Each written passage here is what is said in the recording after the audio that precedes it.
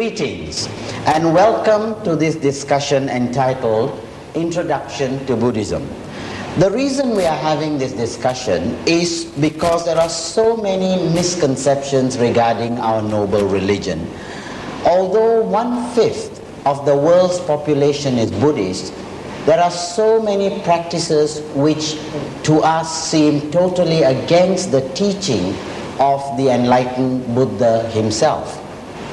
As a result of this, many intelligent people, usually young people, have turned away from Buddhism, claiming that it is full of superstition, that it is out of date, and that it has no relevance to modern living. So we thought it would be necessary for us to have a discussion to find out what really the Buddha taught and what Buddhism is all about. We're also concerned that there are many cults and many bizarre practices that have come up recently, all in the name of Buddhism. And this has given Buddhism a very bad image. So we have decided to invite a very prominent Buddhist scholar in the person of our most venerable Dr. Dhammananda Thera, whom we usually call Chief Reverend. Our Chief Reverend has been in this country for more than 40 years preaching the Buddhist teachings to people. He is also well known for having introduced a contemporary understanding of what the Buddha taught 2,500 years ago. He is well known all over the Buddhist world for his numerous speeches and publications. Also in this discussion, we have invited a number of very prominent Buddhist leaders in this country. Please allow me to introduce them to you. First, we have Mr. Tan Teck Beng, who is the president of the Buddhist Missionary Society, which was founded about 30 years ago. Then, on his left, we have Mr. Ng Hong Tao, advisor to the Malaysian Buddhist Association. Mr. Ang Chu Hong, advisor to the Young Buddhist Association of Malaysia, and Dr. Kumarasiri, Vice President of the World Fellowship of Buddhists. I am Vijay Samaravikrama, and I am a member of the Sasana Abhivuddhivardhana Society in the Brickfields Buddhist Vihara in Kuala Lumpur. The discussion that we are going to have will be divided into 3 parts. The first part will be entitled, Why Religion? The second part, What is Buddhism? And the third part, Buddhist practices and beliefs. We hope and we know that our most venerable chief will be able to enlighten us on all these topics, and we will have a much better understanding of what Buddhism really is. Now, without wasting any more time, it is a privilege and honor to call the first member of the panel, Dr. Kumarasiri, to ask his first question. Dato. Thank you very much, Brother Vijaya. Most Venerable Nayaka Mahathera, this is indeed a great privilege and honor for us to be able to be with you this morning and to share with you your wisdom and insights into different aspects of Buddhism. Let me begin with your eminence kind permission with a fundamental question on this topic of why religion, and that is, what is religion to start with? And a corollary to that fundamental basic question is, what is the genesis of this thing we call religion, or how did religion arise in the first place?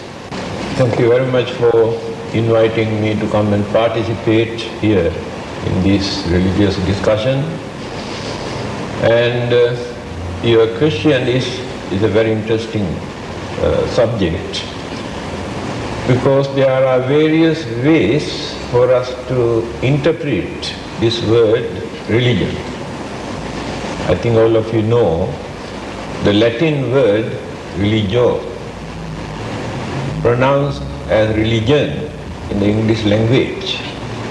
But the original meaning of the Latin word is binding. But when Christianity accepted this word, they introduced as religion by giving a meaning, a system of worshipping, praying, and belief in God, and binding and rebinding to God. And that is why this word religion has become a very popular word. Later, the followers of all the other religions also used the same word religion. Then another question arises. Is Buddhism a religion? If the real meaning of word religion is belief in God or worshipping to God, we cannot say actually the Buddha's teaching of Buddhism as religion.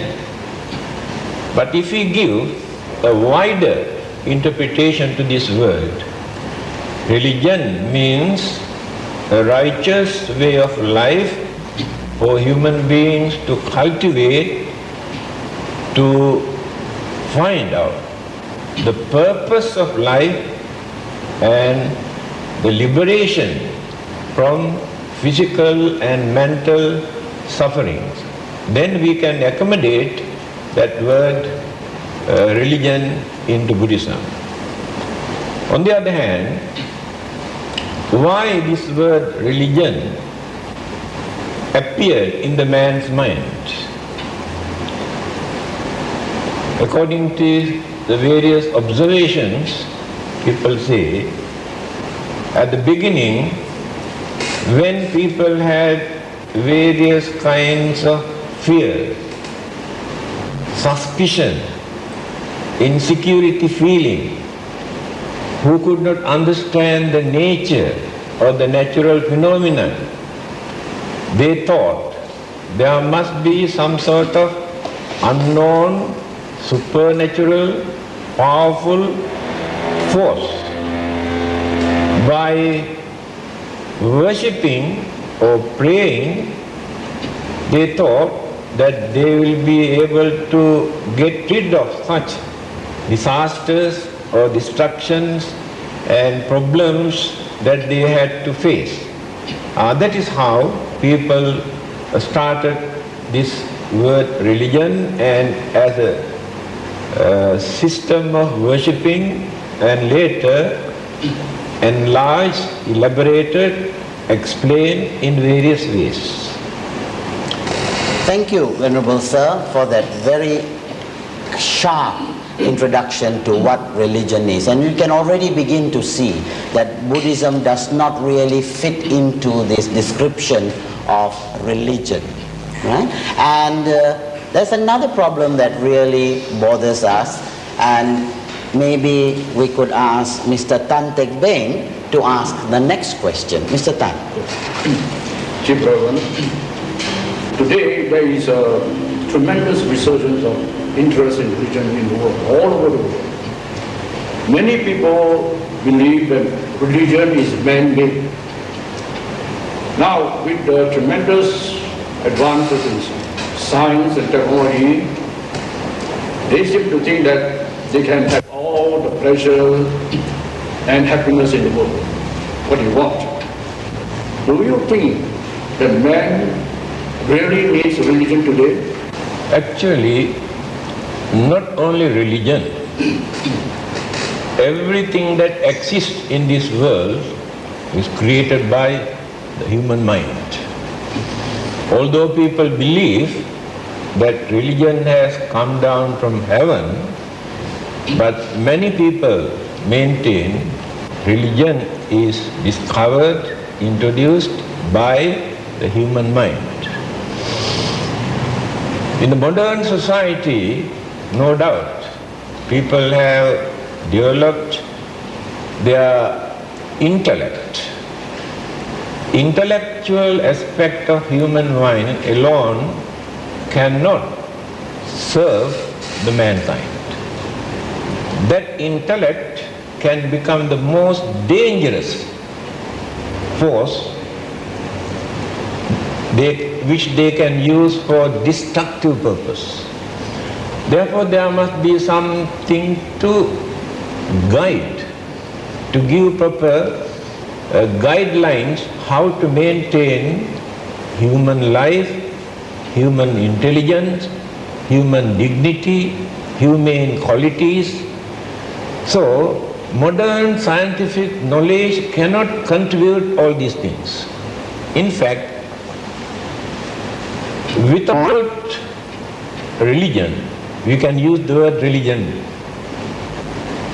Without religion, human intelligence can destroy the whole world. Then, if the situation is not very favorable today, then what would be the situation if religion never existed? That means human behavior becomes worse than animals' way of life. Because when they added that intelligence without guiding properly, they can misuse and destroy the whole world. Therefore, we strongly believe without religion, science and technology cannot maintain the human life and the world and the peace and to carry on our life peacefully. Therefore, whatever may be the label of religion, because there must be some sort of religion for human being to practice. Venerable Sir, you have just highlighted the positive role of religion, and you have defined religion as a way of life in order for us to cultivate ourselves. Now, on the other hand, Karl Marx has mentioned that religion is the opium of the people. What is your comment on this? That's right. There are some reasons for him to mention that. By observing how people use religion. Actually, he does not want to accuse religion. But having seen how people use religion, he thought religion has become nuisance, and religion has blindfolded mankind, and human beings were misled and created fanatics. At the same time, introduced superstitious belief and various ideas which disgrace human intelligence. On the other hand, since it is very emotional issue, when it is introduced, human beings take this very seriously. After that, violence, bloodshed, and discrimination and various other problems started because of religion. There are people who are not belong to any religion, who do not believe in God or heaven or hell or karma or anything. But we can see in them some sort of gentleness. They behave as gentlemen although they have no religion. That means what we need is not the religious label, but religious principle. Those who have no religion also observe, respect religious principles. So, do we need Buddhism? Certainly. In other words, religion is not necessarily an opium. It can also be a stimulant for our thoughts, for our behaviors. Yes. Most Venerable Nayaka Mahathera, I think you brought out into perspective very cogent points. First is that religion is not something that is being given or handed out from some unknown place of origin, but it is something that has developed from humankind. And that there is basically in the human psyche a need for spirituality and religion. And that's why this has developed through the evolution of humankind. Is that a correct assumption, or is there any other explanation to that, Most Venerable Chief Reverend? When you observe further, we can define in this way. When human mind and intelligence started to develop, they could manage to maintain human dignity by introducing humane qualities such as kindness, compassion, unity, harmony, understanding, cooperation. All these are humane qualities. These qualities were not given by God or not come down from heaven. Realized by human beings according to their experience. Then they developed humanism. In that humanism, they developed more and more human intellect. Later, when the concept of God developed, they invited concept of God into humanism, then turned into religion. After that, they accepted very seriously and introduced that this is a message given by the God. It is our duty to accept and obey. So God was brought in to justify morality. That's right. Right. And can I ask Mr. Hong Pao, do you have any questions? Chief Reverend, I beg to have your indulgence maybe to repeat again what you have said just now. When we look at the events in the world around us, one can easily point a finger at religion as a cause of war, persecution and discrimination. So there are some critics even say that why don't we do away with religion? And just have a lot war. of people make use of religion. In the name of religion, a lot of bad things have been done, is it? Would you mind to kindly enlighten us? I cannot fully agree with your questions, but religion is not the main cause of all our problems and war and conflicts and violence and bloodshed. There are so many other sources. But people use religion. Use religion knowing that it is very sensitive, that they can arouse feeling by using religion. After that, they maintain superiority, complex, and they introduce that their religion is the only true religion, then created some sort of fanatics, then discrimination, misunderstanding, ridiculing, accusing, try to maintain some sort of very unpleasant situation by using the name of religion. Most Venerable Chief Reverend, I am terribly excited with what you have explained just now about the humanizing aspect of religion, that it helps to humanize us and to make us what we are, human beings, the gentle creature from the savage origins. Now, there is another reflection on why religion, which often comes to my mind, and that is the element of making us calm. That I find, at least in my own reflection, that religion helps us to be a more calm, collected, mindful being. Is that an element of religion, or is it a byproduct of religion? May I have your wisdom on this, Most Venerable Chief Reverend?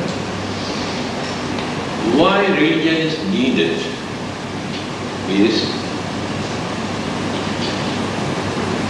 only human beings follow the religion.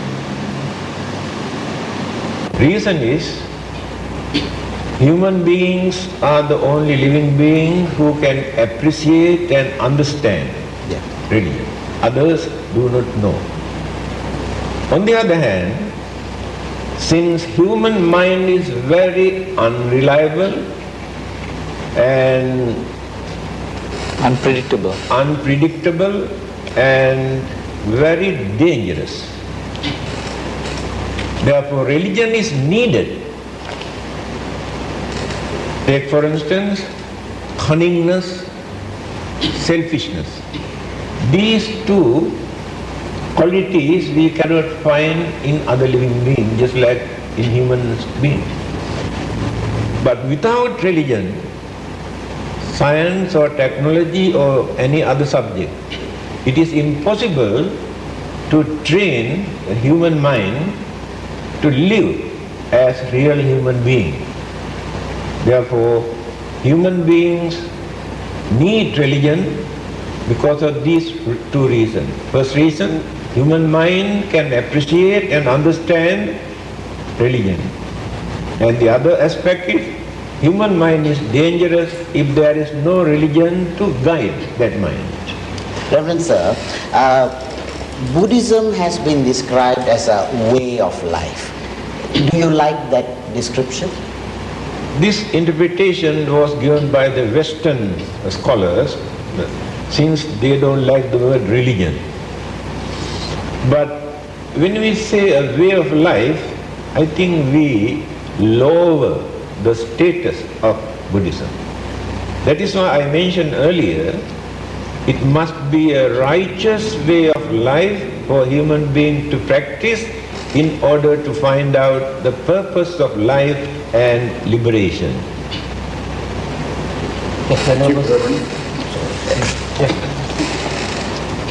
The human mind, as you said just now, is a very dangerous, shall we say, organ, whatever it's called, in man. So I believe that in the mind there are always defilements and purities.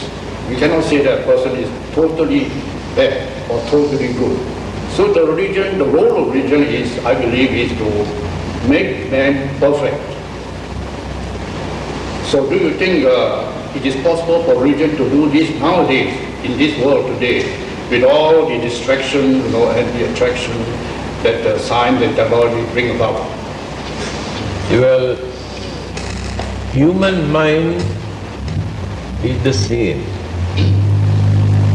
Because the Buddha says, Pabhassaramidam bhikkhave chittang tanchako agantukehi upakkilesehi upakkilitta. At the initial stage, human mind is very pure.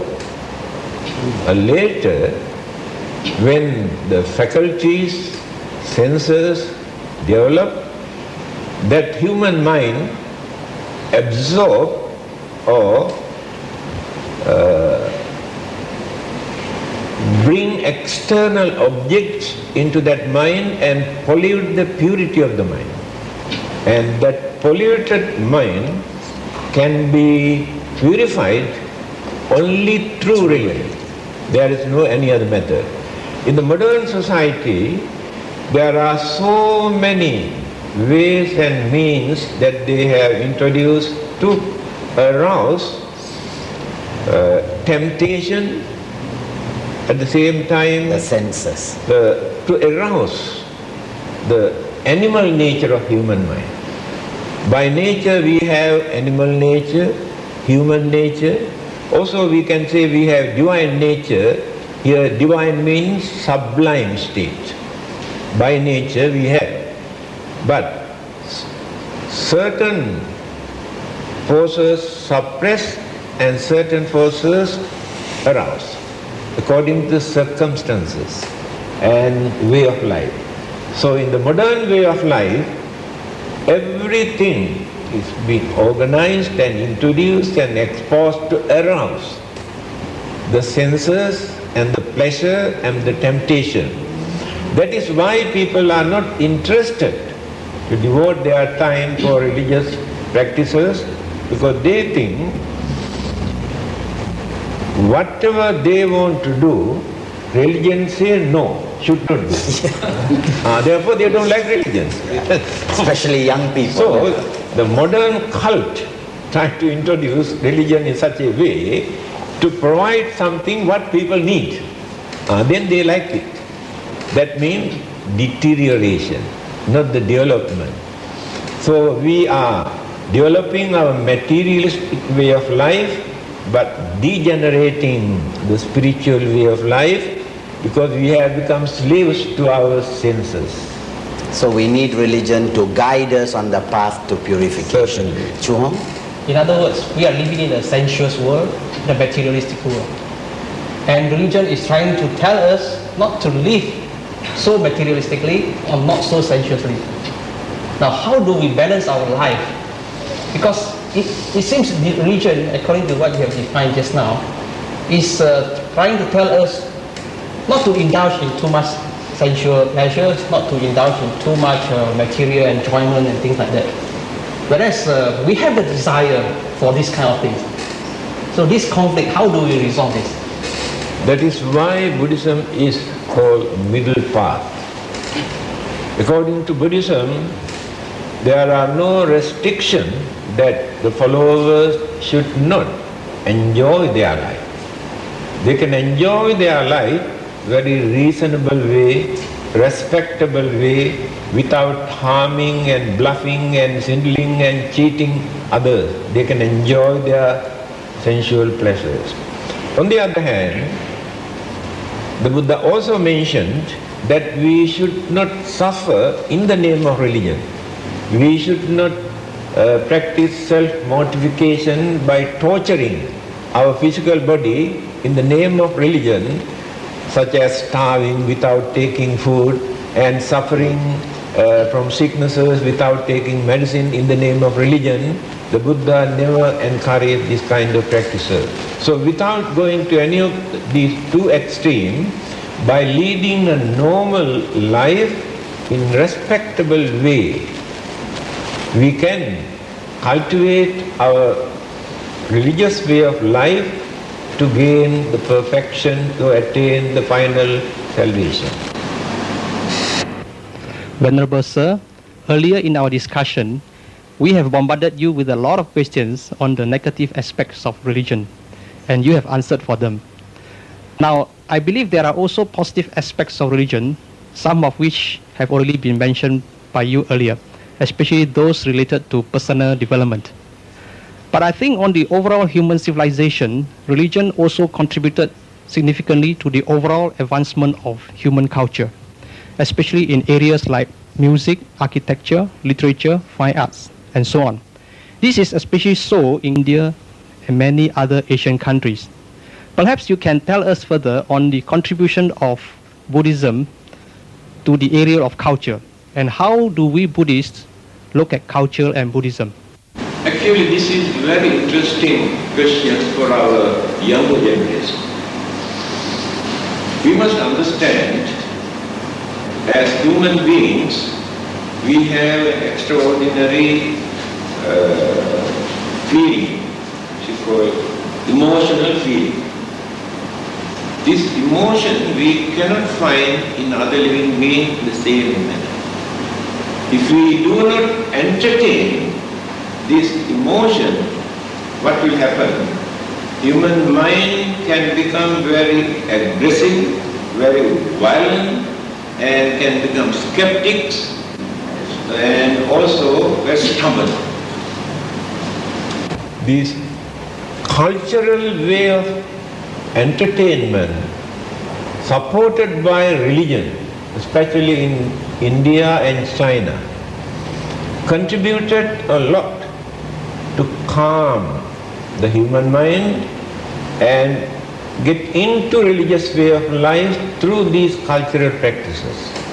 Therefore, culture or cultural practices promote religion, and religion support cultural practices to entertain human emotion, to maintain normal human way of life. Therefore, culture and religion are interrelated.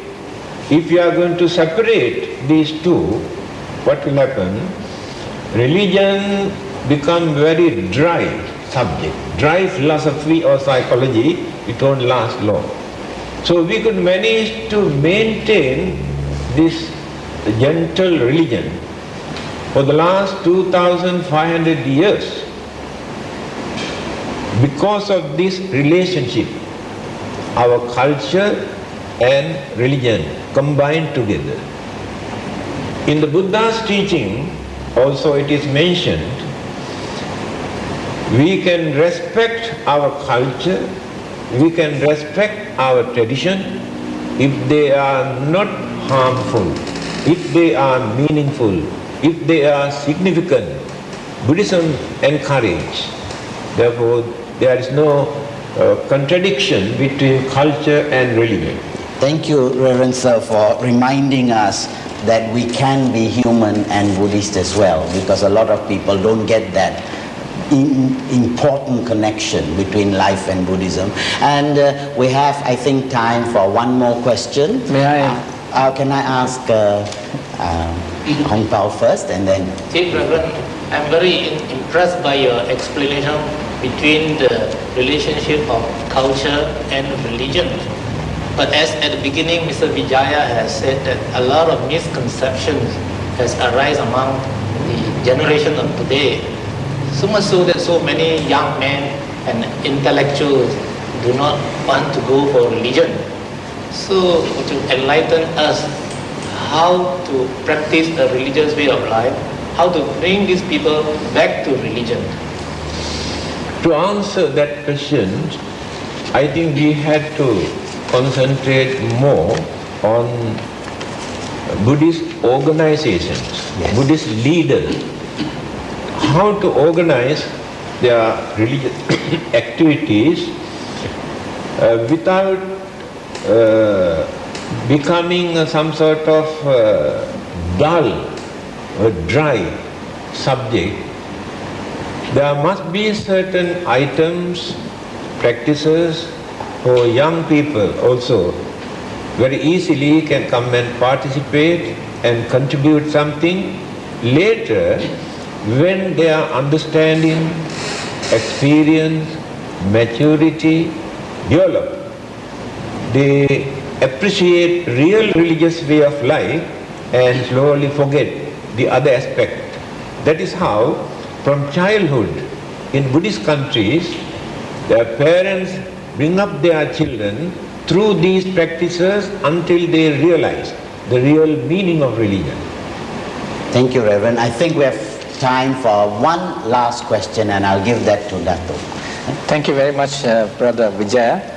Most Venerable Nayaka Mahathera, recently I had the privilege, good fortune of having a discussion with a very prominent American doctor, and we were discussing on biofeedback therapy, and we went into religion, and since we are discussing why religion, he particularly emphasized that Buddhism is a medium which he uses to try and correct some of the ailments or illnesses that his patients has, and he bases this on this particular concept that in Buddhism there is a recognition that a healthy body needs a healthy mind, and a healthy mind needs a healthy body.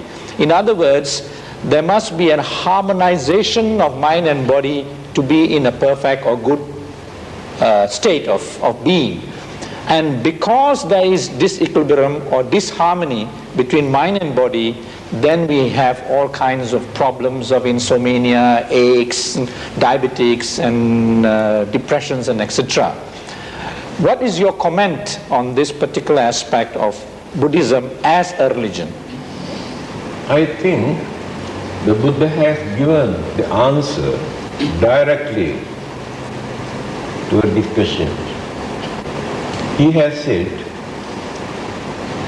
when the body is sick, don't allow your mind also to be sick. You can maintain healthy mind although you are sick. Then you can influence your mental energy to overcome many of your sicknesses. When we maintain pure, healthy mind without allowing that mind to create tension and frustration, disappointment, then the mind gets the chance to relax and calm. After that, that calmed mind influences the glands of the body, brain cells, neurons, then blood circulation, hormone. After that, normalize the organs of the body. The mind is responsible. When the mind is upset, we can understand, we have experienced also immediate bad effect. Physically we had to experience. So it clearly shows mind is responsible. Modern scientists as well as doctors believe more than 90% of our sicknesses actually are created by our mind due to polluted mind. When the mind is pure, then the whole system, the physical system also get the chance to work in normal way.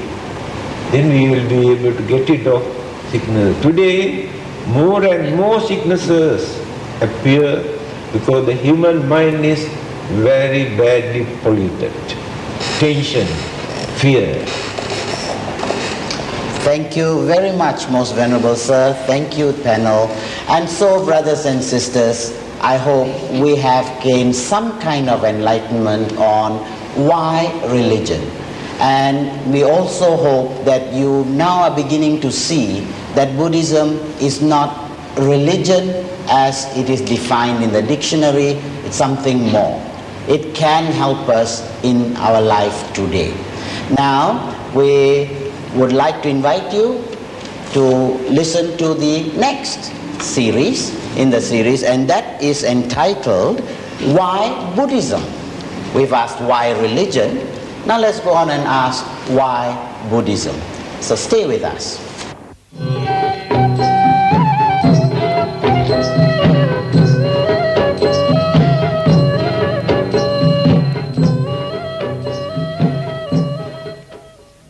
Greetings again, and welcome to the second part of our discussion on an introduction to Buddhism. As we mentioned earlier, this part is entitled, What is Buddhism? We may have heard lots of things about Buddhism, but we want to know what Buddhism really is. How is it practiced today? Who was the founder? Yeah? Is this relevant? Is this knowledge relevant to us today? And let me now invite the first question. Mr. Tan Teck Beng, would you like to lead the discussion? Thank you. Craving.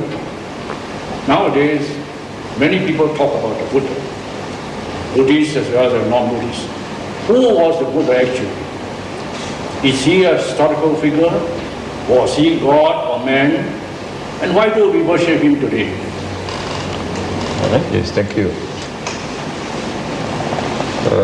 There are many interpretations given by the scholars, commentators to introduce the Buddha.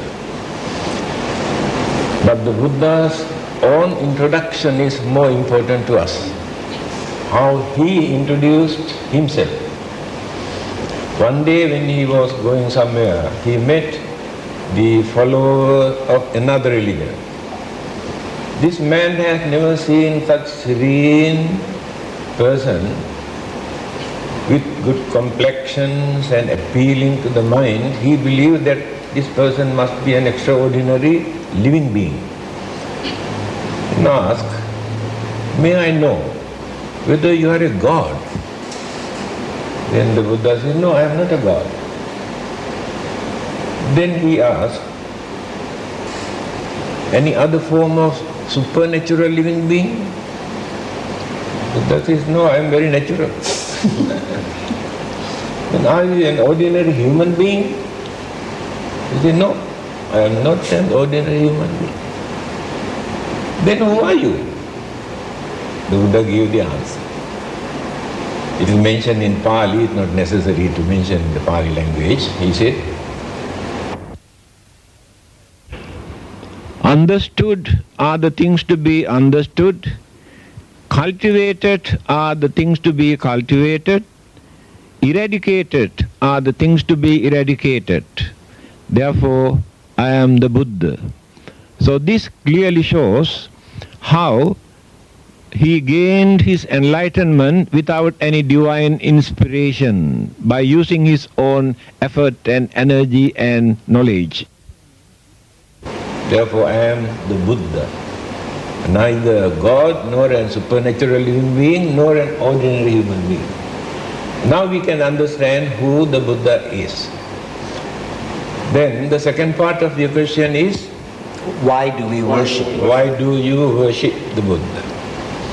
In fact, the Buddha was not in favor of encouraging people to come and worship him.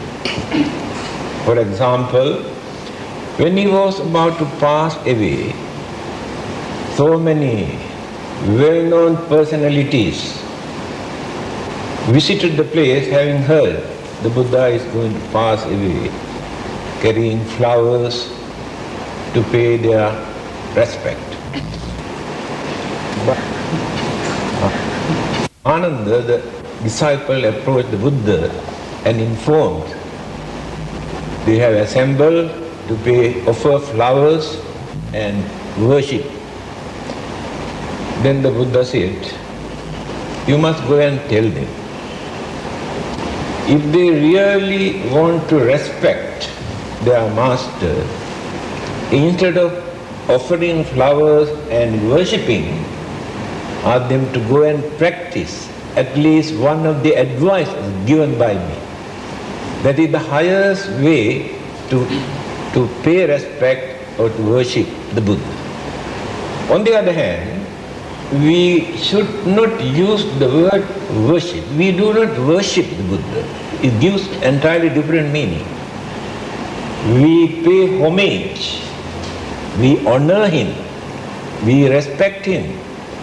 Not because he is a great man, not out of fear, but in appreciation of his highest achievement for gaining enlightenment. We honor him, we respect him. Nevertheless, Venerable Sir, Buddhists, either for worshipping or for paying homage, do keep Buddha images in their homes or in the temples. What is the significance of this practice? Yes, human beings need some sort of religious object for them to concentrate or to pay respect, to recall either the God or the founder of a religion, so that you get more inspirations and devotions and confidence. Although the Buddha did not encourage anybody to erect an image of the Buddha, later the followers started to erect the Buddha image because they need of the Buddha, known as Vakkali, every day come and sit down in front of the Buddha, and he was gaining some sort of inspiration and happiness by watching his complexions and serenity and features. And the Buddha asked, Vakkali, what are you doing here? Then he said, I really admire your beauty. Then the Buddha said,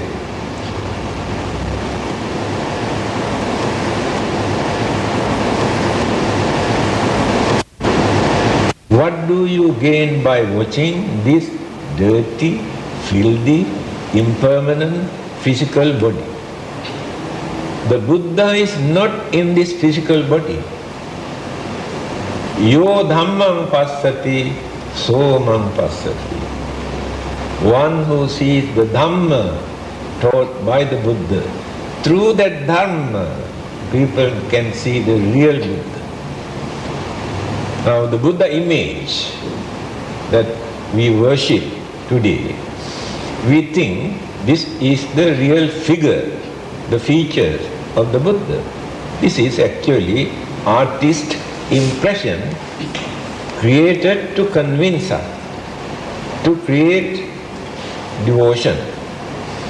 But we can recall the real Buddha into our mind when we understood what the Buddha taught, how he faced problem as an enlightened, holy, religious man, how he settled the problem, how he revealed the truth, and how he gave certain answer to certain subtle questions, very convincing answers that he has given. Then we create the real image in our mind. That is the real Buddha.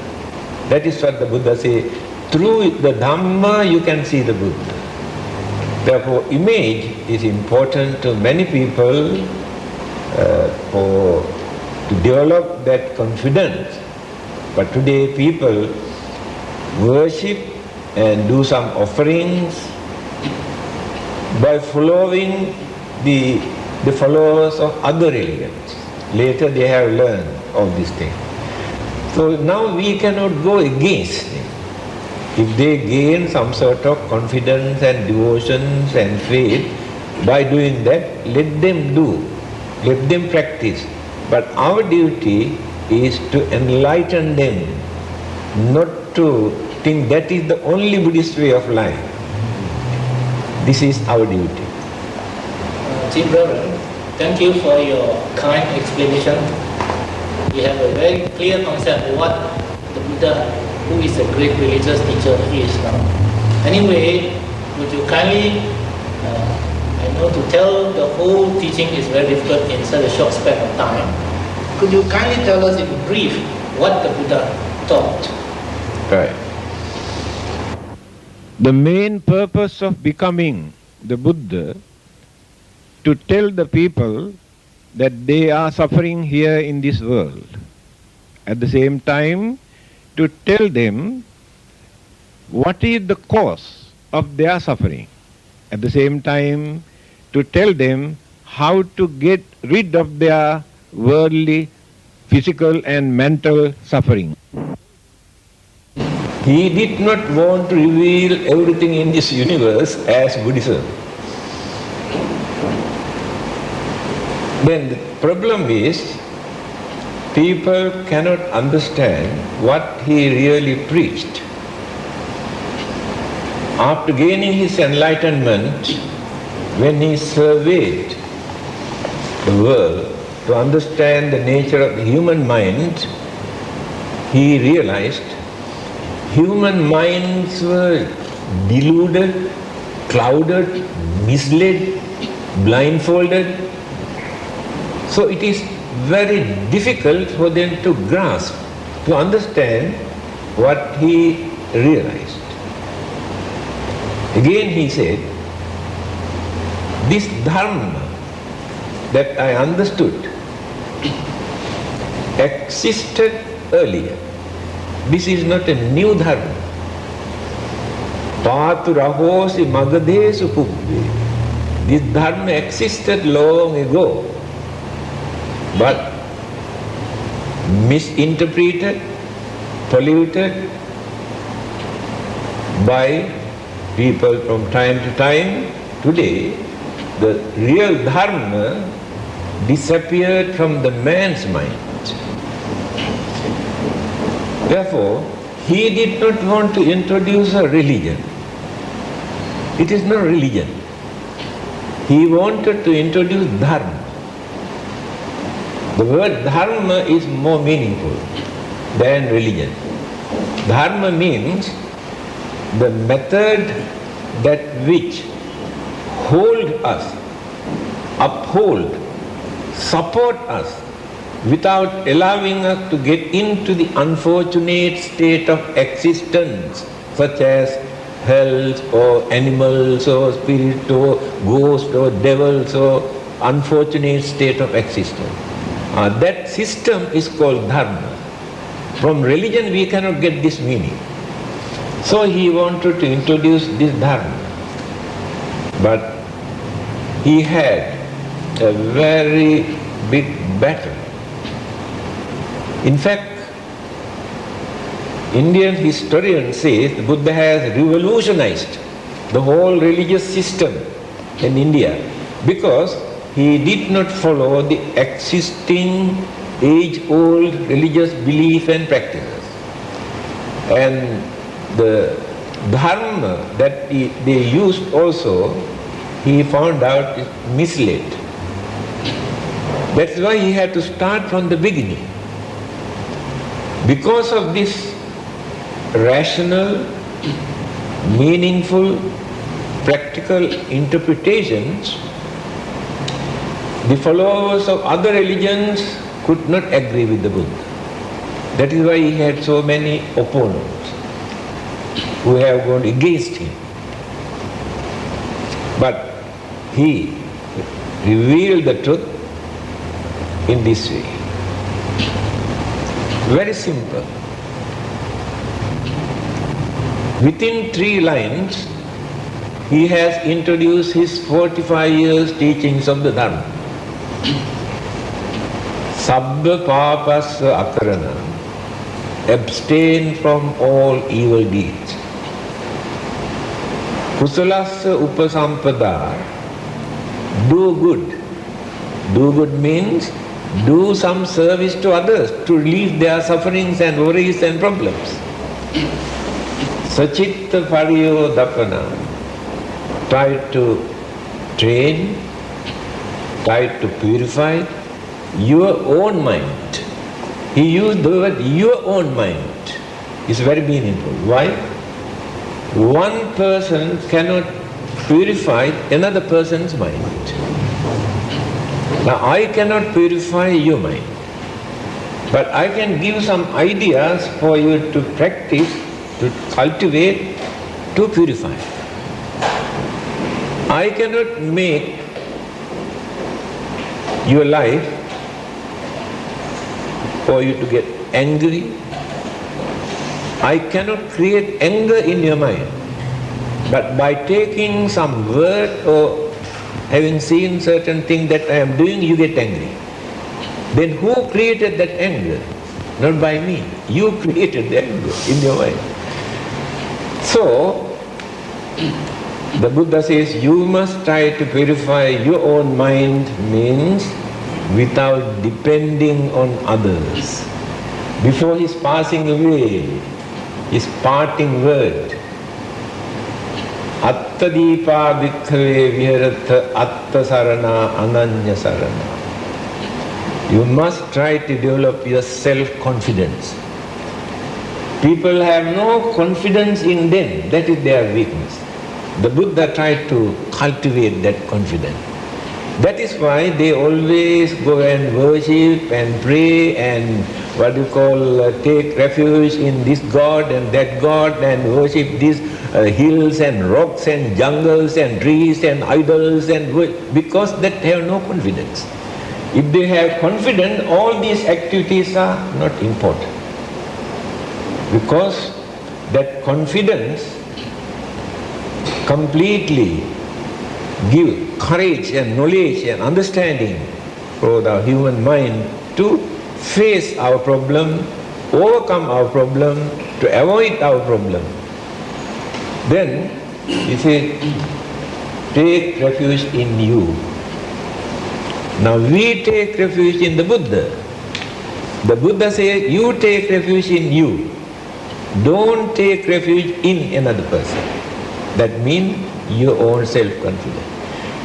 That means by taking refuge in another person, you cannot gain your final salvation. Tummehi kiccang atappam akkhataro tathagata. Tathagata means Buddha can tell you what to do. But the Buddha cannot do for you to get rid of your suffering. So you have to work by following the guidance and instruction of the Dhamma taught by the Buddha, if you want to get rid of your suffering, by worshipping the Buddha, by worshipping to God, by worshipping to and praying to God, the Buddha says you cannot get rid of your suffering unless you purify your own mind, unless you cultivate your own self-confidence. I remember, Chief Reverend, you have said elsewhere that the doctor can give you the medicine, but you have to drink the medicine That's to right. be cured. This is what you said some time ago. Right. Next question, please. In your exposition just now, it seems that there's a lot of stress on the mind. For example, the Buddha's teaching is summarized into the 3 sentences: avoid evil, do good, and purify the mind. The last part, purify the mind, may not be found in other religions. But here in Buddhism, you have mentioned we have to purify our mind, and it's all on our own. Now, how to purify our mind? Can you expand on this? This question is very important. All the other existing religions encourage people to develop faith and belief. Buddhism, or the Buddha, never encouraged people to develop belief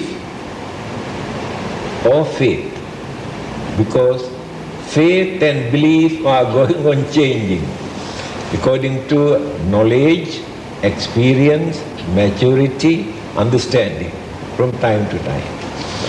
He advised us to cultivate only confidence. Confidence we cannot create. We gain confidence naturally when we are convinced. According to our own conviction, we gain that confidence. Then, Buddhism says, whatever you do in the name of religion, it is impossible for you to find out final salvation. Salvation means liberation, freedom from suffering. Every religion uses the word salvation. That means they know very well, here we have no freedom. Physically and mentally we are suffering. So salvation means free from all these problems that we are facing today. But we also use the word salvation, liberation, deliverance or freedom. But according to the Buddha, we cannot gain this through faith and belief, only through the purifications of the mind. So Buddhism emphasizes only purity of the mind, not the belief or the faith. Then he introduced the method for that, how to purify the mind. That means through concentration, without creating imaginations in your mind. Allow your mind to relax, and one-pointedness to relax that mind. Then the mind can bring back the lost energy that we have wasted during our lifetime through the senses. Then we rejuvenate or strengthen the mental energy. Then we gain more confidence, more courage and energy and wisdom, finally enlightenment and salvation. Most Venerable Nayaka Mahathera, I think we've come at a very critical and interesting point in our discussion on what Buddhism is all about.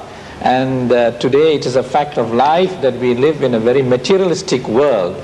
On the one hand, we have been told to try and get as much as we can in this life, accumulate as much wealth, be successful in getting all kinds of successes in various endeavors. In this context of the materialistic civilization that we live in, what is the relevance of Buddhism? In other words, is Buddhism practicable in present-day modern context? I think today this question is very important. There are some people who maintain that if we want to practice Buddhism, we must renounce the worldly life and keep away from all worldly enjoyment and lead isolated life without associating with society. This is entirely wrong. The Buddha started from the very beginning to build up our way of life. He said, as worldly people, you must have 4 kinds of happiness. These 4 kinds of happiness are atti sukha, bhoga sukha, anana sukha, anavajja sukha. By working very hard and whatever they have accumulated as their property gives them happiness to gain some confidence. Again, by experiencing some sort of sensual pleasure by using what they have earned also gives some sort of happiness if they use very reasonable way. Again, without borrowing anything from others, without depending on others, if they can manage within their means to maintain their life, that also gives happiness. Last one is anavajja sukha, blameless or harmless life gives happiness. Again he says, arakha sampada, utthana sampada. Don't be lazy. You must do something. After working according to your understanding, capacity, or knowledge, what you have learned, you can do something. Then what you have earned, again he says, you must know how to protect. Don't neglect. Then duties and responsibilities toward the family and the wife and the husband and children and relatives and the friends and the country and the nations and the government, all the duties he has mentioned. So he did not introduce meditation directly for people to go and practice Buddhism. After cultivating, having gone through these channels, when the more and more maturity, understanding appeared in the mind, people come to know, after all, this life is just like a dream, nothing but dreams. Then they start to think very seriously to make use of this life to cultivate, to do some as well as to mold, to shape the next existence if they want to prolong in the samsara. Because many people try to see the end of this cycle of birth and death, but it is not so easy. But those who want to stay for a long period, then they must prepare. Only human beings can do that. Even devas, brahmas, or any other living beings, animals cannot do that. This is the opportunity of becoming human being. While experiencing wonderful life, if we use our mind properly, we also can mold our next existence while we are living here. So, without fear, without worry, without confusion, because we have confidence that we have not wasted our life and we have not harmed others, then the next existence cannot become unfortunate one. Therefore, Buddhist contribution to the worldly life or the modern life very practical. At the same time, they should not neglect that worldly life is permanent and eternal and must be changeable and unpredictable. Therefore, we must prepare for the final salvation also. Can we get married and remain good Buddhists? Well, the Buddha has said, it is a blessing if a man can find suitable partner for his marriage. And at the same time, if a woman can find a suitable partner for her marriage. If Buddha goes against the marriage, how can he say like this? Again he says, these are the duties of the husband toward the wife. These are the duties of the wife toward the husband for their mutual understanding, peaceful coexistence. Then again duties toward the children. Yeah, I think, Chief Reverend, you have touched on the Buddhist views on our economic and material way of life. Now there is another aspect which we the lay Buddhists always face, and that is the question of politics. Can we Buddhists participate in politics? And to what extent? How many Buddhist countries are there in this world today? Do you think they are not politicians? Let us take Thailand, nearly 94% Buddhist. Burma, also 95% Buddhist. Sri Lanka, 75% Buddhist. Thailand, Taiwan, they say 70% Buddhist. Japan, also they say at least 70% Buddhist. Do you think there's no Buddhist politics in there? The Buddha has given guidance, advices to rajas and the rulers and politicians how to rule the country. In fact, he has said, the ruler who does not punish a culprit is not suitable to remain as a ruler. That is his duty. On the other hand, he says, ruler who punishes innocent person also not suitable to remain as a ruler. So he has pointed out so many weaknesses among the rulers.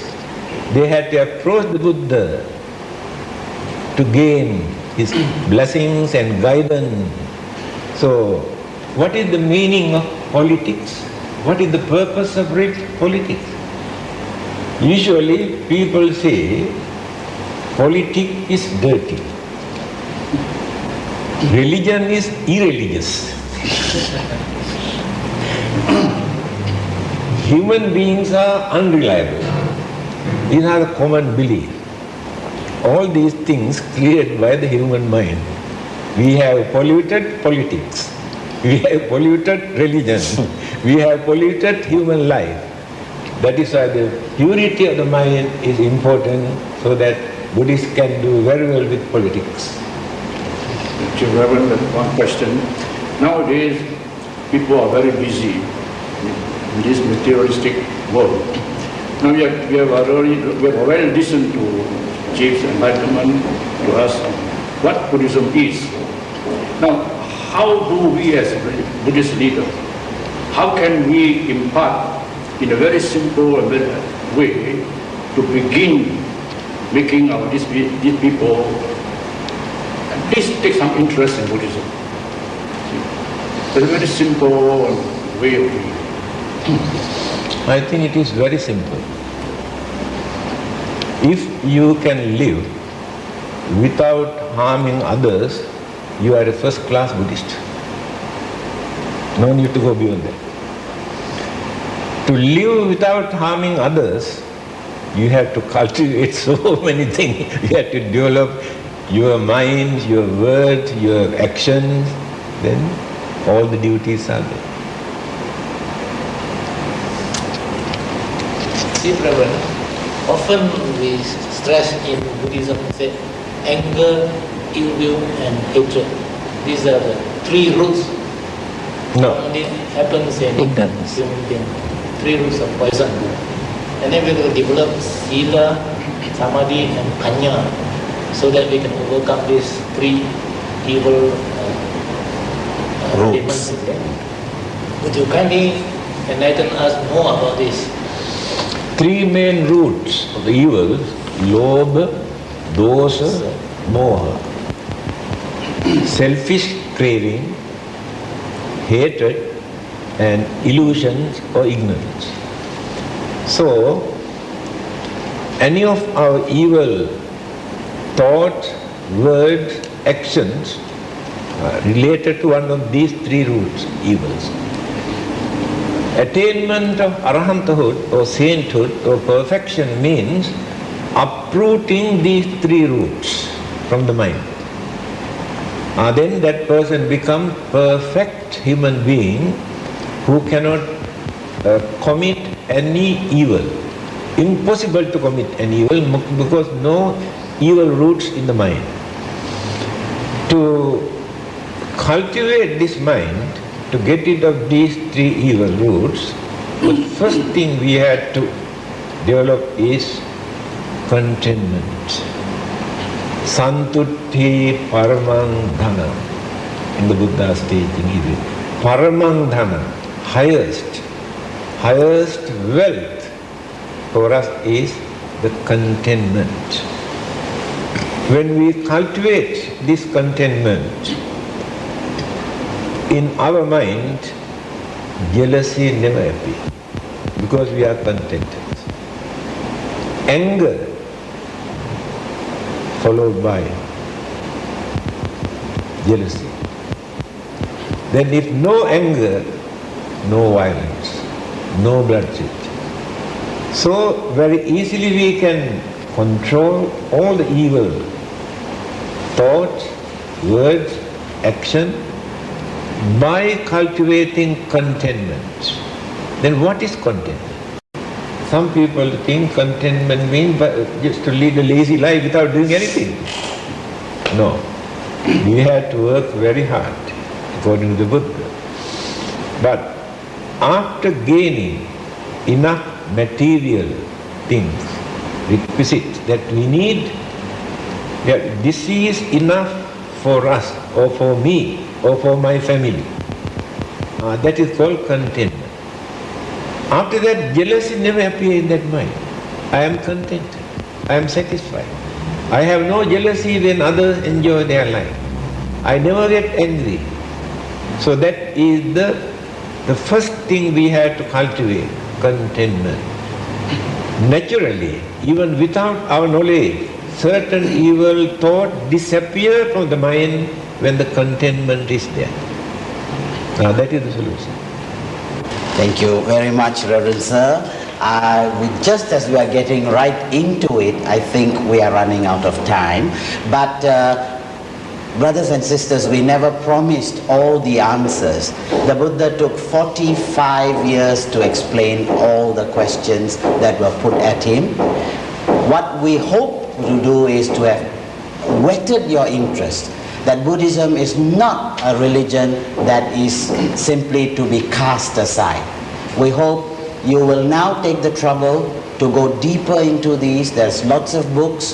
Chief Reverend is always there to answer your questions. You can write, you can phone, you can come visit the temples. And so the opportunity is there for you. Don't lose it. Thank you. Greetings again and welcome to the third session of our discussion on an introduction to Buddhism. As I told you in the last session, this session is called Buddhist Practices and Beliefs. And once again, we will be asking questions on your behalf of our Most Venerable Chief, who will elucidate these problems for us. And so, without further ado, can I call upon somebody? Chu Hong, maybe? Yeah. Yes, Venerable Sir. Beliefs and practices. There are many beliefs and practices in Buddhism which are not in congruence with the teachings of the Lord Buddha. So much so that one author remarked that Buddhism is the most paradoxical of all religions.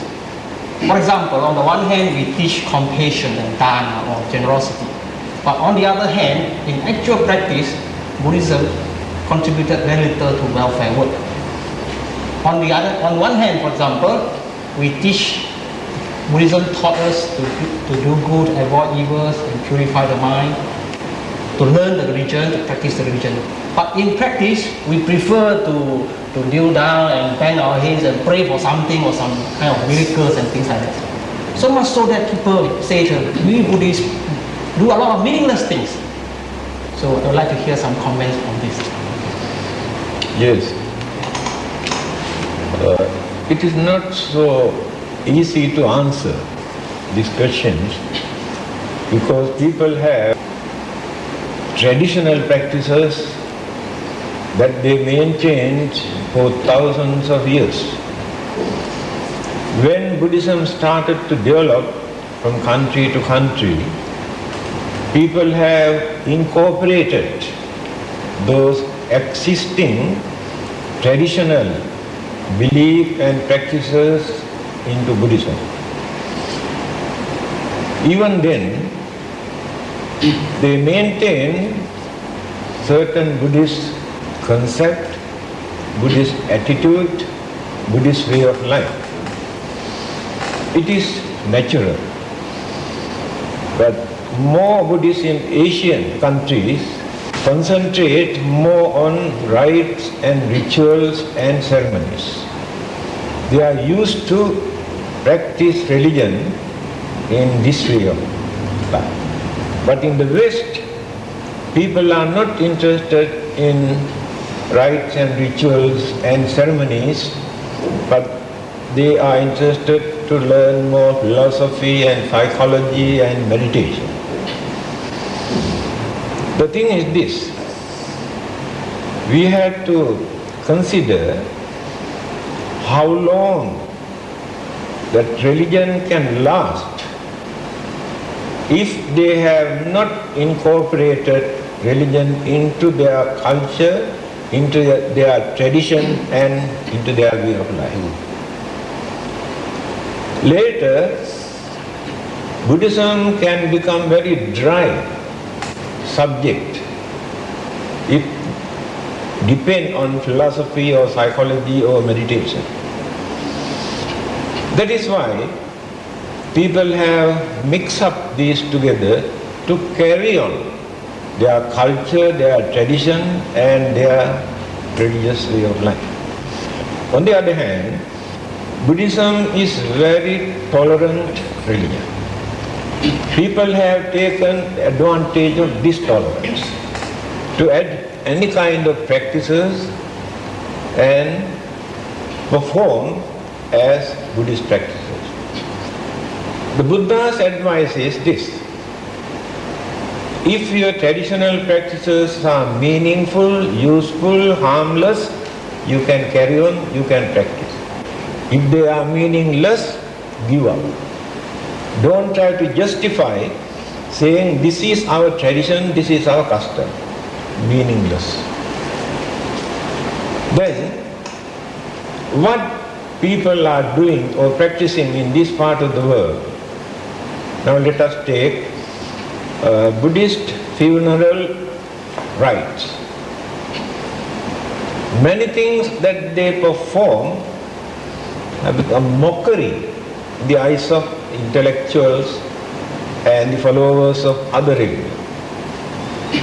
But we try to justify, this is our tradition, this is our custom, we have to pay respect to our departed one in this manner. What we have to do, we have to clarify this. This is our traditions and customs and culture. This is Buddhism. When we point out separately these two things, then there will be misunderstanding. Otherwise, when we observe very carefully Chinese funeral rites, we can see there are many un-Buddhistic, like slaughtering animals and offerings. But many people think Buddhism encourages people to practice this kind of thing. Then how can you say you are observing non-violence and kindness and compassion and wasting so much money for unnecessary things, for burning? So this Buddhism never encourages for these practices. But if you can explain to others, these are our traditional practices, and although Buddhism does not encourage, we perform these things, but there are many who understood, who had the courage to give up so many unnecessary practices. Time has come for people to minimize as much as possible those unnecessary religious rites and rituals, because it is mentioned in the Buddha's teaching, to attain the first stage of sainthood, Sotapanna, we have to eradicate our attachment toward rites and rituals and ceremonies by thinking through these practices we can find our salvation. Therefore, these things can become hindrance instead of supporting for us to lead the Buddhist way of life. Unfortunately, I think that we Buddhist organizations also encourage a lot of rites and rituals. Some Buddhist organizations organize activities with plenty of rites and rituals. But isn't ceremony necessary for institutionalized religion? Ceremonies are important for those who have not studied Buddhism. Let us take, for instance, children who have not learned anything, who cannot understand anything. Whenever there is something like lion dance, dragon dance, ceremonies, processions, thousands and thousands of assemble. Later, through the influence of these ceremonies, they get into religious way of life. Otherwise, they can keep away from religion. See, Reverend, they've been talking so much about rites and ritual and their relationship with religion. I beg your indulgence to elaborate a bit further, because men in the street actually not very clear about rites and ritual and their relationship with religion, especially at the time of the birth, marriage and at death. A lot of ceremonies taken place. So how can Buddhism satisfy these needs? This question is very important to find out what happened to Buddhism in India. From time to time, there were so many aggressive rulers who tried to destroy Buddhism. They have done a lot of damages, massacred millions of Buddhists and monks and destroyed temples. Later, foreign invaders occupied India. They have attacked and destroyed and burned temples, pagodas, libraries, not only Buddhism, Hinduism, Jainism and Brahmanism and various other isms. Later, all the others slowly developed their religious way of life, but Buddhism completely disappeared from India for 700 years. The main reason is those Buddhists, especially Buddhist scholars and the monks, who try to introduce Buddhism, they have devoted their time, most of their time, for philosophy, psychology and metaphysical subject, and which ordinary people cannot understand, not useful for their day-to-day life. They have not contributed many things for people to maintain as Buddhist way of life in their day-to-day life. I don't think they ever had a funeral rite according to Buddhist religion at that time. After birth, there was no such ceremonies or blessings, and weddings, according to other religions, they had birth, wedding, death. On these three occasions, all the other existing religions paid more attention to give blessings and advices, but Buddhism ignored these three occasions. That attitude has become the main cause of the downfall of Buddhism in India. When I came to this country 43 years ago, I have not seen any new couples who even come to the temple to receive the blessings during their wedding. But later, it has taken some time for us to encourage and explain why the blessing is necessary in that special occasion. Now, government has recognized and given full authority for the Buddhists and other religionists to perform marriage and issue the certificate. After that, many people who have never seen, never visited the temple, started to visit the temple. Then they get used to the place, then they learn religion, then they feel that there is some sort of connection, communication, relationship with the temple and the monks and the members. Therefore, it is very important to introduce those three occasions: birth, weddings and funeral. Most Venerable Nayaka Mahathera, at the beginning of our discussion, we had talked about worship and worshipping as important elements of religion, and another important element or ingredient of religion is the concept of God. Now, in terms of the Buddhist perspective, what is the relevance of worship or worshipping in terms of Buddhist practice? How important is this and what place does it have? And in terms of the concept of God, what is the Buddhist thinking, attitude on the concept of God? Can I just add to that and ask rituals? What part do rituals play in this worship? I think I can explain later. Yes. Attend to the first question. Earlier, I have mentioned difference between worshipping and paying homage. People worship somebody or God because of fear, or thinking that person is very powerful to gain something. That is worshipping. Paying homage or paying respect is to honor that person in appreciation of wisdom or holiness or sacredness or enlightenment.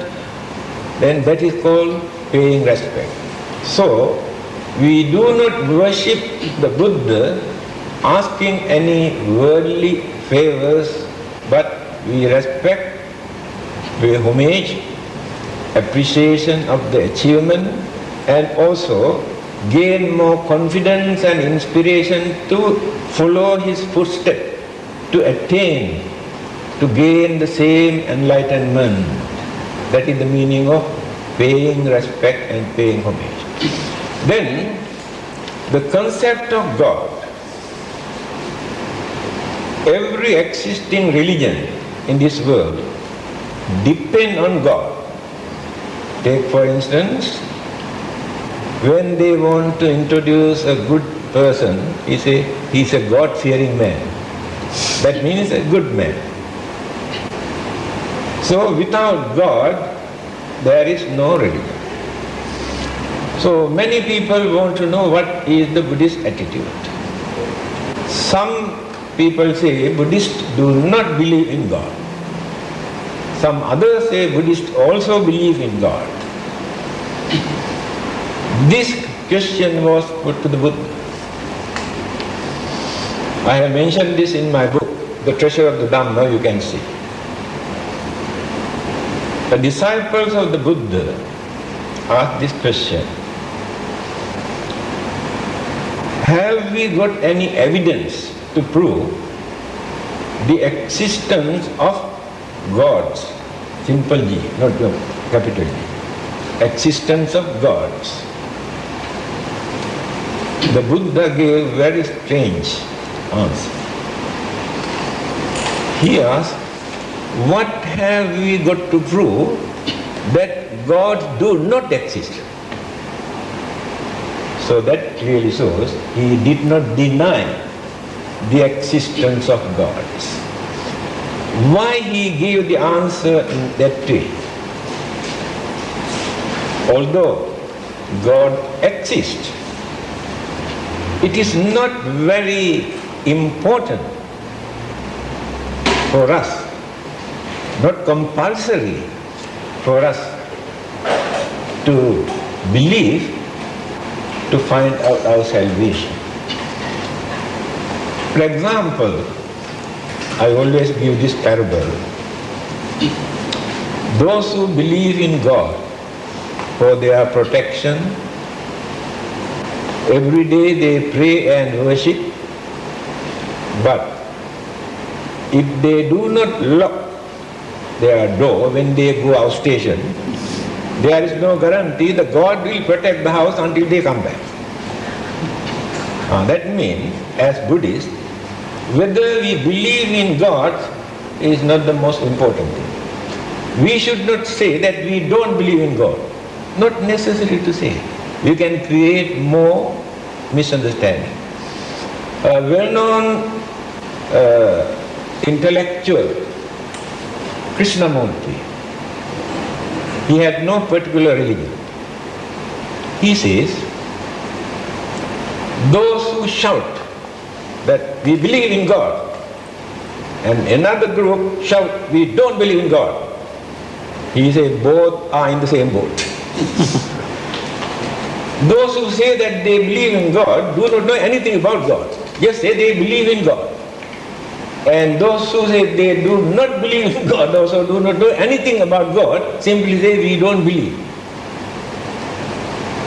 The Buddhist attitude should be, again, Krishnamurti says, those who are free from this group, those who are neutral, can understand who the God is. So the Buddha's advice is, whether the God exists or not, you should not neglect your duties, your responsibilities for your own salvation. That means without depending on God, without depending on the Buddha, you had to work for your own salvation. But we had to depend on others, humans or gods also, for certain worldly, day-to-day material things. This is the Buddhist concept. Now we can say we don't believe in God, but our concept of God is different. So we want to waste time. We have no time to My question now. Yes. How do we, can you advise us on what is the best way to practice some simple rituals which are meaningful? Certain rites and rituals that we perform in the temples not belong to the rite and rituals because they are very meaningful. Offering flowers, light, incense gives wonderful meaning.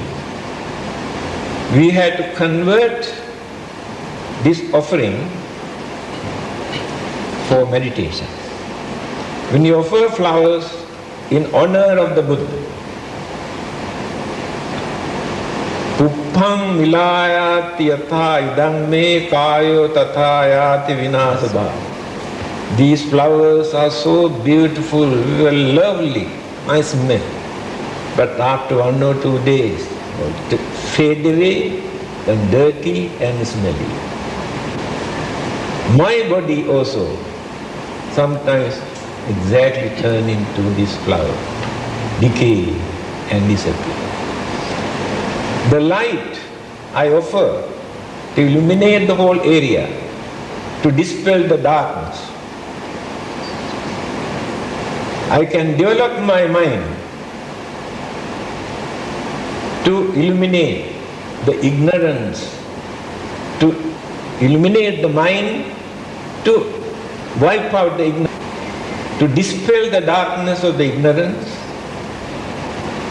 through these offerings of light. Incense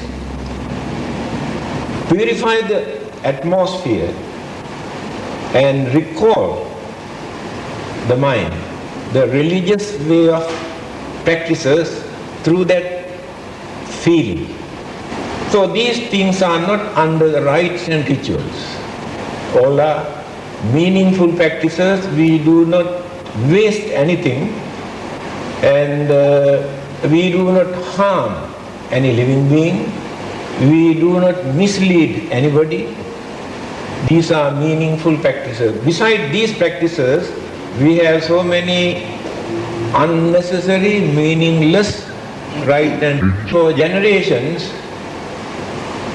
introduced by our ancestors when the educations and understanding were not there in their mind to what happened to our life, what is the nature of birth and death. Just because of the fear that they have created in the mind, they introduce certain practices to get rid of such evil forces. But still people follow these things. The time has come for us to minimize all these practices as much as possible, because today people are educated. Chief Reverend, when we watch Sri Lankan, Burmese, Thai and Chinese Buddhists carry out certain Buddhist practices, they seem very difficult and elaborate to perform. Some Western educated professionals, when they watch this, they find that it is very embarrassing for them to perform. Do you think a person who does not perform these activities is considered a bad Buddhist? To answer your question, I think we had to consider very carefully, because Buddhism is a universal religion.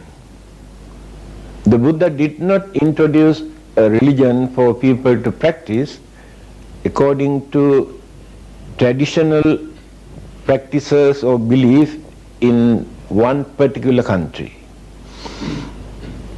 When you study how Buddhism spread and existed for the last 2,500 years in various countries, we can understand people have incorporated their cultural, traditional practices into Buddhism. Although people say that they are Buddhist practices, actually the Buddha has not introduced any kinds of religious rites and rituals and ceremonies. But the devotees have incorporated those practices in various countries according to their cultural and traditional practices. Therefore, we must understand the difference between Buddhism and Buddhist practices. Let us start from the very beginning. In Asian countries, people pay more attention towards cultural and traditional practice. And philosophy, psychology, and mental training, they consider later. First start with traditional and cultural practices to influence the masses. Those uneducated people also pay more attention when they introduce religious practices through their cultural practices and belief, because they respect their own culture as their cultural heritage. Then, after introducing Buddhist way of life and the teachings, they introduce the intellectual aspect. All are not intellectuals. It takes time for people to understand the deeper aspect of the teachings of the Buddha.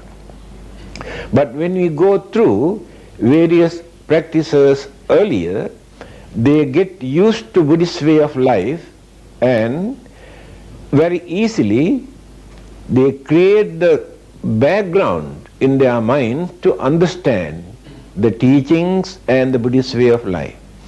Then slowly they try to gain better knowledge and understanding as the real teachings of the Buddha in order to practice Buddhism in a proper manner as taught by the Buddha. Just now you mentioned Western educated people sometimes regard us as bad Buddhists. But we should not listen to the Westerners or Western educated people that they are true, because their cultural background, their way of life, their education, when you compare with the Asiatic way of life, there are a lot of differences. Therefore, we should not follow them blindly. Although they are very intelligent, there are many things that we have to learn from them, but we should not follow them blindly, saying Westerners do not agree with our way of life.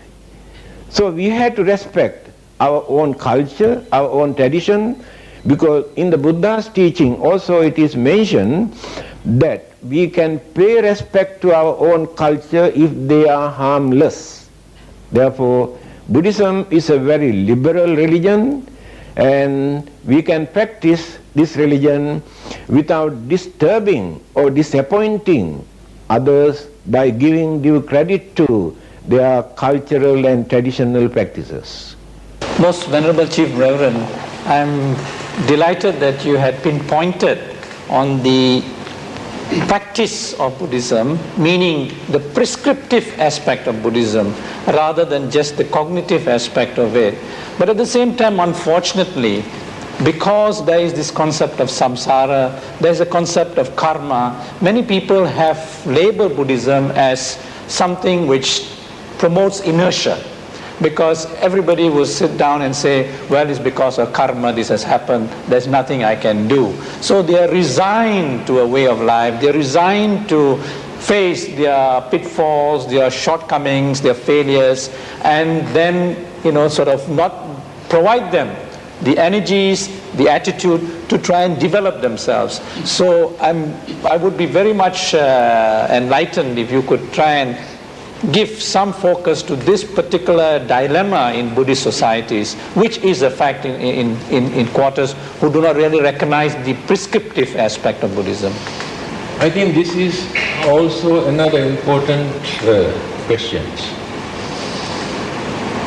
Not only Buddhists, followers of many religions, we have noticed, whenever they are facing certain problems and troubles, they say what to do, it is up to him, up to the will of God. We cannot do anything.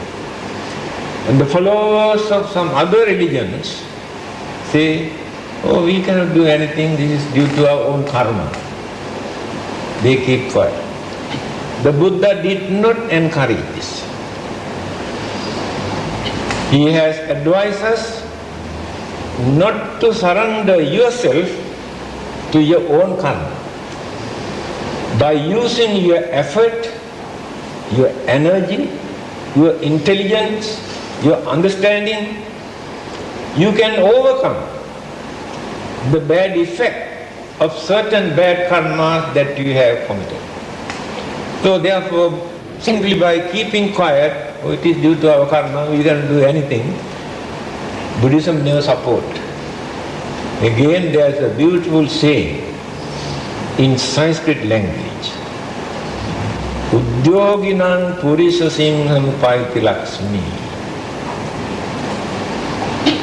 Those who use their effort and knowledge and energy and wisdom to overcome their problems and difficulties and to achieve something without depending on their God, their karma, their fate, their fortune, their human lion, Purusa Singha, they are human lion, great heroes who work by using effort, knowledge, understanding and wisdom. without surrendering their religious life. So this third karma is not understood by many people. Yes. Can you enlighten us on this?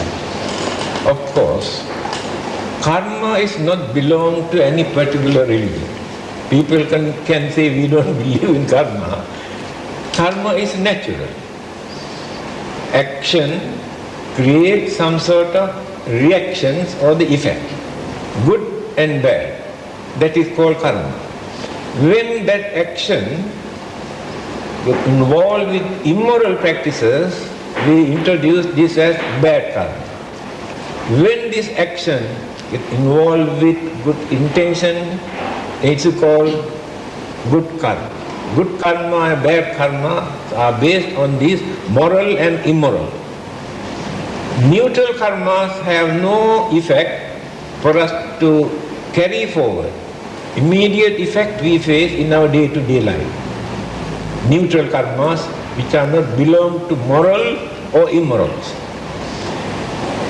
Now, by using our effort, we can overcome the bad effect of our bad karma life after life by cultivating, developing more and more good karma.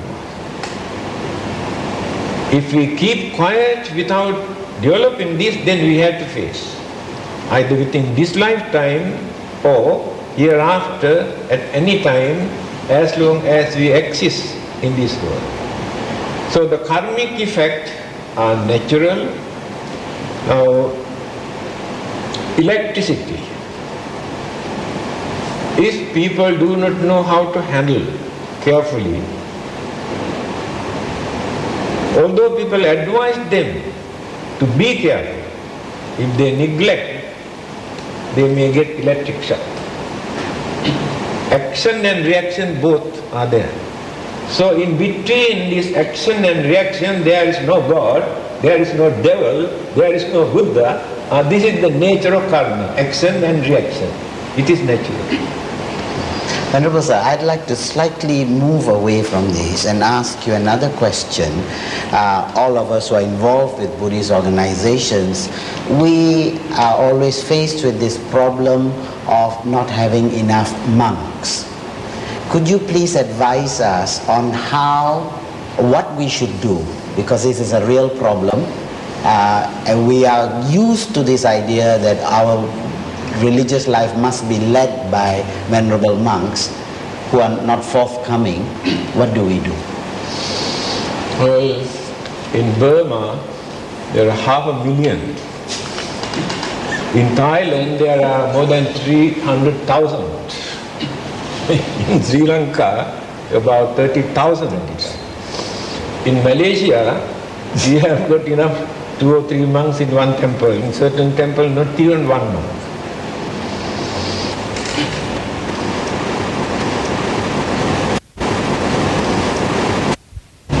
The Chinese concept, Chinese belief, traditional belief is responsible for it. Because they have 4 major traditional practices. One of them is to maintain their family lineage, family name. They should not break that lineage.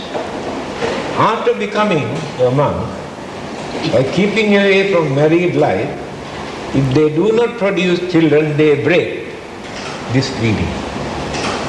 I remember a young boy who wanted to become a monk. But we told him we cannot do that without consent of the parent. Somehow or the other he came with his father. Then the father said, I object, I don't like. Then the son said, if you don't allow me to become a monk, I'll become a drug addict. If not, I become a gangster. The father said, I don't mind. But I don't want you to become a monk because of that family.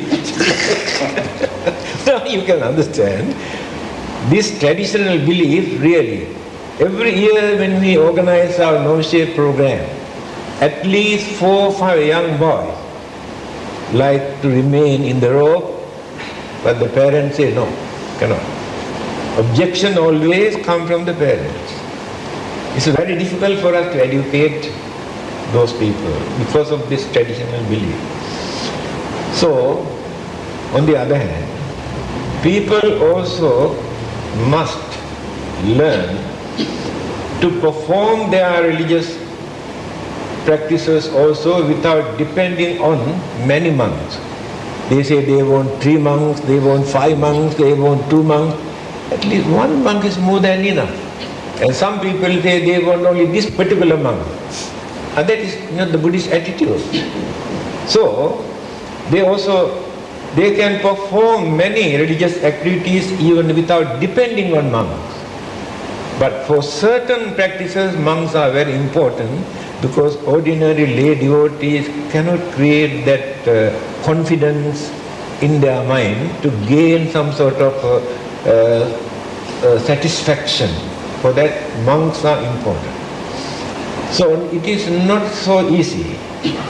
And the government attitude is, without depending on foreign missionaries, to train local people. So we cannot argue with the government. But when we say local people are not interested, then the government says, then what can we do about it? It is your duty to train the local people. So somehow or the other we must try to introduce, educate our elders the value of this contribution and services that they can render. Family also get the blessing if they can allow one of their boys to enter into the sasana, to serve the sasana and to promote Buddhism, to introduce Buddhism. Thank you. Last question. I think apart from the belief of maintaining the family tradition or the family lineage, another reason could be due to some negative ideas about monks or the sangha. Perhaps you can enlighten us on the positive role played by the monks or the sangha in our society. Well, triple gem in Buddhism, just like Trinity in Christianity, the Buddha, the Dhamma and the Sangha. The Buddha is just like a doctor who can diagnose the sickness and prescribe the medicine. So that prescription given by the Buddha is the Dhamma. And the patients in the hospital mostly depend on nurses. Nurses are just like monks. They are the ones who guide them, advise them, provide proper food and medicine at proper time and all the necessary instruction, guidance given by the nurses. So the Buddha, Dhamma, Sangha, just like doctor and the medicines and the nurses. So these services are more than enough for the monks to serve whole mankind, to guide them. Some people have the misconception that monks actually do nothing, non-productive people. So what is your comment on it? Yes, there are some do a lot of service by doing nothing. Let us take a hen who lays eggs, sit down quietly without doing anything, but after that produce chickens. But those who run here and there cannot produce anything. Those who keep quiet without doing anything, they can concentrate, they can train the mind, they develop more discipline, they don't do any harm, so much better. But they too have a lot of duties. The Buddha has mentioned in his teaching, duties toward the devotees and duties toward the monk, our relationship.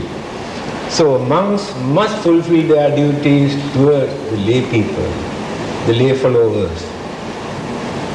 Devotees must fulfill their duties toward the monks to maintain them. So when they develop this relationship, we can maintain very healthy attitude and carry on our activities with understanding. Thank you very much, Reverend Sir. I think this is a very nice point at which to end. Brothers and sisters, as you know, this is the third of the series, Introduction to Buddhism. Now we must emphasize it's only an introduction to Buddhism. It is not a comprehensive survey of Buddhism. Many questions need to be asked. Chief Venerable spoke about karma. That's a whole topic in itself. We haven't even touched nirvana.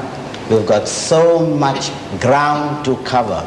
But we hope, and there's always been our hope, that this series will interest you, will introduce you to that great religion which we human beings have inherited. I think it is my duty now to thank the members of the panel, Hong Pao, Tan Tek Beng, Dato, and Brother Ang Chu Hong, for having spent this time with us and asked questions on your behalf. Of course, these questions would never have been answered, and answered so brilliantly and so lucidly and so relevantly if it had not been for our most venerable chief. And of course, our chief, as he said, is the nurse. Let us not ever forget where it all began, with our enlightened master, the Buddha himself. So with this, I say to all of you, sadhu, sadhu, sadhu. Sadhu, sadhu, sadhu.